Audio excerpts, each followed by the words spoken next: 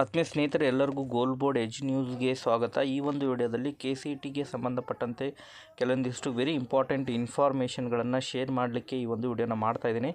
Video ಕೂಡ ತಮಗೆ ಸಹಾಯ ಆಗುತ್ತೆ. ಆ ಕಾರಣಕ್ಕಾಗಿ ವಿಡಿಯೋನ ಲೈಕ್ ಮಾಡಿ ಸಂಪೂರ್ಣವಾಗಿ ವೀಕ್ಷಣೆ ಮಾಡಿ. ಅದರ ಜೊತೆಗೆ ಯಾರೆಲ್ಲ ಸ್ನೇಹಿತರು ಇನ್ನೂ ಕೂಡ ನಮ್ಮ ಒಂದು ಚಾನಲನ್ನು ತಾವು ಸಬ್ಸ್ಕ್ರೈಬ್ ಆಗಿಲ್ಲ ಅಂತೇಳಿದರೆ ಚಾನಲನ್ನು ಸಬ್ಸ್ಕ್ರೈಬ್ ಆಗಿ ನೋಟಿಫಿಕೇಷನನ್ನು ಆನ್ ಮಾಡ್ಕೊರಿ. ಸೊ ಇದರಿಂದ ನಿಮಗೆ ನಾವು ಹಾಕ್ತಾ ಇರುವಂತಹ KCETಗೆ ಸಂಬಂಧಪಟ್ಟಂತಹ ಪ್ರತಿಯೊಂದು ಮಾಹಿತಿಗಳ ಅಪ್ಡೇಟ್ಗಳು ತಮಗೆ ದೊರಕ್ತಾ ಇರ್ತವೆ. ಹಾಗಾದರೆ ಬನ್ನಿ ಸ್ನೇಹಿತರೆ, ಇವತ್ತಿನ ಈ ಒಂದು ವಿಡಿಯೋನ ಪ್ರಾರಂಭಿಸೋಣ. ಸ್ನೇಹಿತರೆ, ತಮಗೆಲ್ಲ ಗೊತ್ತಿರುವ ಹಾಗೆ ಈಗಾಗಲೇ KCET ವೆರಿಫಿಕೇಷನ್ ಸ್ಲಿಪ್ಪನ್ನು ಪ್ರಕಟಣೆ ಮಾಡಿದ್ದಾರೆ. ಯಾರೆಲ್ಲ ವಿದ್ಯಾರ್ಥಿಗಳು KCET ವೆರಿಫಿಕೇಷನ್ ಸ್ಲಿಪ್ಪನ್ನು ಡೌನ್ಲೋಡ್ ಮಾಡ್ಕೊಂಡಿದ್ದಾರೆ, ಆ ಒಂದು ವಿದ್ಯಾರ್ಥಿಗಳು KCET ವೆರಿಫಿಕೇಷನ್ ಸ್ಲಿಪ್ ನಂತರ ಮುಂದೆ ಯಾವ ಪ್ರೊಸೆಸ್ ಇರುತ್ತೆ ಎಂಬುದರ ಬಗ್ಗೆಯೂ ಕೂಡ ಇನ್ಫಾರ್ಮೇಷನ್ಗಳನ್ನು ಕೇಳ್ತಾಯಿದ್ರು. ಆ ಒಂದು ಕಾರಣಕ್ಕಾಗಿ ಈ ಒಂದು ವಿಡಿಯೋನ ಮಾಡ್ತಾಯಿದ್ದೀನಿ. ಅದರ ಜೊತೆಗೆ ಕೆಲವೊಂದಿಷ್ಟು ವಿದ್ಯಾರ್ಥಿಗಳು ಕೂಡ ಈಗ ವೆರಿಫಿಕೇಷನ್ ಸ್ಲಿಪ್ಗೆ ಸಂಬಂಧಪಟ್ಟಂತೆ ಬಹಳಷ್ಟು ಸಮಸ್ಯೆಗಳಾಗ್ತಾ ಇದ್ದಾವೆ ಅಂತೇಳಿ ಹೇಳ್ತಾಯಿದ್ರು. ಆ ವೆರಿಫಿಕೇಷನ್ ಸ್ಲಿಪ್ಗೆ ಸಂಬಂಧಪಟ್ಟಂತೆ ಸೀಕ್ರೆಟ್ ಕೀ, ಕೆಲವರಲ್ಲಿ ಸೀಕ್ರೆಟ್ ಕೀ ಡೌನ್ಲೋಡ್ ಆಗ್ತಾಯಿಲ್ಲ. ಅದರ ಜೊತೆಗೆ ಕೆಲವೊಂದರಲ್ಲಿ ಏನು ರೂರಲ್ ಕೋಟಾ ಕ್ಲೈಮ್ ಮಾಡಿದ್ದಾರೆ, ಆ ರೂರಲ್ ಕೋಟಾದಲ್ಲಿ ನೋ ಅಂಥೇಳಿ ಬಂದಿದ್ದಾವೆ. ಈ ರೀತಿ ಬಹಳಷ್ಟು ಸಮಸ್ಯೆಗಳು ಆಗ್ತಾಯಿದ್ದಾವೆ. ಸೊ ಅದಕ್ಕೆ ಸಂಬಂಧಪಟ್ಟಂತೆ KEಯಿಂದ ಮತ್ತೆ ಅದನ್ನು ಏನಾದ್ರು ಟೆಕ್ನಿಕಲ್ ಪ್ರಾಬ್ಲಮ್ ಇರುವಂತಹ ಸಾಧ್ಯತೆಗಳಿದ್ದಾವೆ. ಸೊ ಆ ಕಾರಣಕ್ಕಾಗಿ ತಾವು ವೇಟ್ ಮಾಡಿ ಸೊ ಮತ್ತೆ ತಮ್ಮ ಒಂದು KCET ವೆರಿಫಿಕೇಷನ್ ಸ್ಲಿಪ್ಪನ್ನು ಡೌನ್ಲೋಡ್ ಮಾಡಿಕೊಂಡು ಅದನ್ನು ವೆರಿಫಿಕೇಷನ್ ಮಾಡ್ಕೊರಿ.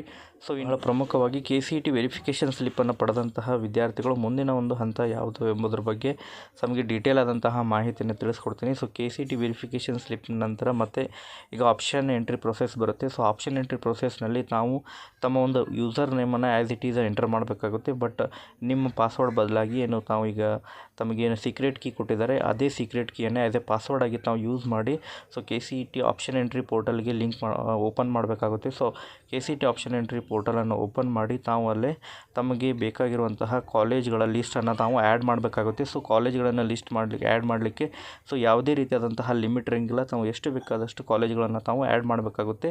ಅದರ ಜೊತೆಗೆ ಇಂಜಿನಿಯರಿಂಗ್ ಆಗಿರ್ಬೋದು, ಆರ್ಕಿಟೆಕ್ಚರ್ ಆಗಿರ್ಬೋದು, ಅಥವಾ ಇನ್ನಿತರೆ ಏನು KCET ಅಂಡರ್ ಬರುವಂತಹ ಕೋರ್ಸ್ಗಳಿದಾವೆ, ಆ ಎಲ್ಲ ಕೋರ್ಸ್ಗಳಿಗೆ ಏಕಕಾಲಕ್ಕೆ ತಾವು ಒಂದೇ ಒಂದು ಆಪ್ಷನ್ ಎಂಟ್ರಿ ಲಿಂಕ್ನಲ್ಲೇ ಆಪ್ಷನ್ ಎಂಟ್ರಿಯನ್ನು ಮಾಡಬೇಕಾಗುತ್ತೆ. ಎಲ್ಲ ಕಾಲೇಜ್ಗಳಿಗೂ ಕೂಡ ಆಪ್ಷನ್ ಎಂಟ್ರಿಯನ್ನು ಮಾಡಬೇಕಾಗುತ್ತೆ. ಪ್ರತ್ಯೇಕವಾಗಿ ಕೋರ್ಸ್ ವೈಸ್ ಆಪ್ಷನ್ ಎಂಟ್ರಿ ಇರೋಂಗಿಲ್ಲ. ಎಲ್ಲ ಕೋರ್ಸ್ಗಳಿಗೆ ಒಂದೇ ಆಪ್ಷನ್ ಎಂಟ್ರಿ ಇರುತ್ತೆ.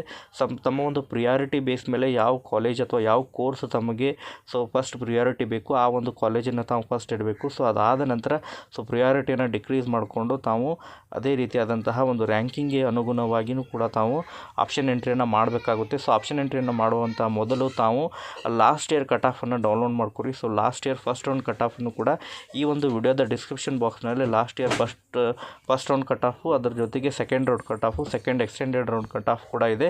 ಸೊ ಆ ಒಂದು ಲಿಂಕನ್ನು ಕೂಡ ಈ ಒಂದು ವಿಡಿಯೋದ ಡಿಸ್ಕ್ರಿಪ್ಷನ್ ಬಾಕ್ಸ್ನಲ್ಲಿ ಹಾಕಿರ್ತೀನಿ. ಅಲ್ಲಿಂದ ಹೋಗಿ ಚೆಕ್ ಮಾಡಿ ಸೊ ಕಾಲೇಜ್ ಲಿಸ್ಟನ್ನು ರೆಡಿ ಮಾಡ್ಕೊರಿ. ಸೊ ಸುಮಾರು ಒಂದು 100 ಕಾಲೇಜ್ ಲಿಸ್ಟ್ಗಳನ್ನು ರೆಡಿ ಮಾಡ್ಕೊರಿ based upon your ranking. Okay, ranking ಕಡಿಮೆ ಇದ್ದರೆ ನಾವು ಹೆಚ್ಚಿಗೆ ಕಾಲೇಜ್ಗಳನ್ನು ಆ್ಯಡ್ ಮಾಡಬೇಕಾಗುತ್ತೆ. ಸೊ ರ್ಯಾಂಕಿಂಗ್ ಹೆಚ್ಚಿಗೆ ಇದ್ದರೆ ತಾವು ಹೆಚ್ಚಿಗೆ ಕಾಲೇಜ್ಗಳನ್ನು ಆ್ಯಡ್ ಮಾಡಬೇಕಾಗುತ್ತೆ. ಸೊ ರ್ಯಾಂಕಿಂಗ್ ಕಡಿಮೆ ಇದ್ದರೆ ಸೊ 50 ಕಾಲೇಜ್ಗಳವರೆಗೆ ಆ್ಯಡ್ ಮಾಡಿದರೆ ಸಾಕು ತಾವು. ಓಕೆ, ಸೊ ಅದಾದ ನಂತರ ಮಾಕ್ ಅಲಾಟ್ಮೆಂಟ್ ರಿಸಲ್ಟನ್ನು ಬಿಡ್ತಾರೆ. ಸೊ ಮಾಕ್ ಅಲಾಟ್ಮೆಂಟ್ ರಿಸಲ್ಟ್ನಲ್ಲಿ ತಮಗೆ ಯಾವ ಕಾಲೇಜ್ ಸಿಗುವಂತಹ ಸಾಧ್ಯತೆಗಳಿದಾವೆ ಎಂಬುದ್ರ ಬಗ್ಗೆ ತಮಗೆಲ್ಲ ಮಾಹಿತಿ ಗೊತ್ತಾಗುತ್ತೆ. ಸೊ ಆ ನಂತರ ತಾವು ಮತ್ತೆ ಮಾಡಿಫಿಕೇಷನನ್ನು ಮಾಡ್ಕೋಬೋದಾಗಿರುತ್ತೆ.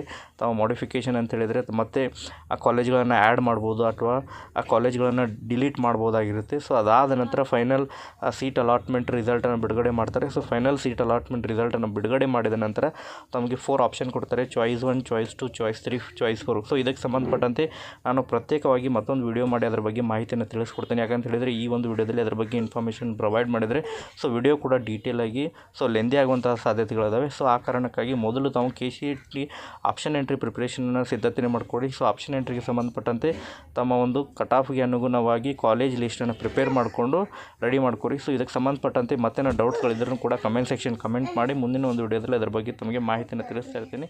Okay, thank you for watching this video.